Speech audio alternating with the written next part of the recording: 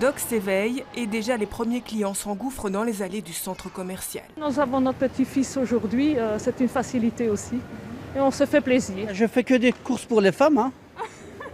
J'achète rien pour moi et maintenant je vais acheter pour mon fils. Depuis la crise sanitaire, ce shopping a seulement perdu 2 marques, dont une pour raison de faillite nationale. Très vite remplacé, le vide locatif est aujourd'hui d'à peine 5%. Au cours des 12 derniers mois, nous avons rentré pas moins de 12 marques. Aujourd'hui, nous sommes à 12% de progression en termes de fréquentation par rapport à 2019, donc par rapport à la période avant Covid.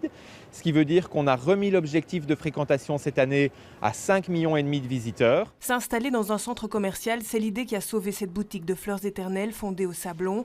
Son chiffre d'affaires a pu redécoller. Là, on parle quand même de 50% par rapport au Sablon, donc c'est, comme je dis, un gros boom pour nous, auquel on ne s'attendait pas. Et d'ailleurs, les prochains points de vente seront sûrement dans des shoppings aussi. Le retour des clients est aussi visible au Basilix. Plus 30% de fréquentation par rapport à 2020, mais par rapport à 2019, c'est moins 8%. En cause sans doute le télétravail.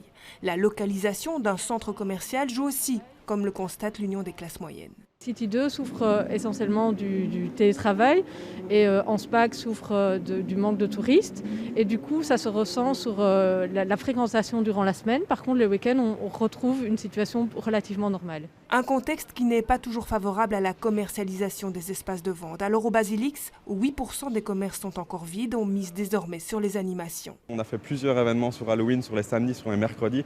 Ça drive vraiment beaucoup de monde. Et donc, on a dû vraiment remettre en question tous nos futurs actions marketing et autres en se disant on doit apporter de l'événement et on doit moins apporter cette décoration, etc. d'avant. Des centres commerciaux qui comptent néanmoins aussi sur la magie de Noël.